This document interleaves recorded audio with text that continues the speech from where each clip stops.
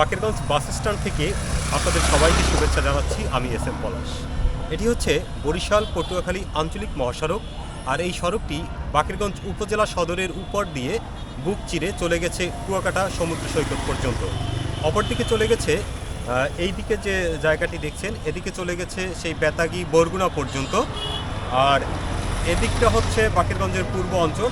মোট 14টি ইউনিয়ন নিয়ে এই বাকেরগঞ্জ উপজেলা গঠিত। তো বাকেরগঞ্জ বাস স্ট্যান্ডটি হচ্ছে, আপনারা যারা এই পথে প্রতিদিন চলাফেরা করেন তারা অবশ্যই এই বাকেরগঞ্জ বাস স্ট্যান্ড দিয়ে চলাচল করে থাকেন, তাদের কাছে অনেকের কাছেই পরিচিত। আর এই বাকেরগঞ্জ হচ্ছে আগা বাকেরের নাম অনুসারে তিনি এই বাকেরগঞ্জ প্রতিষ্ঠা করেছিলেন, তাই এটি বাকেরগঞ্জ নামেই পরিচিত।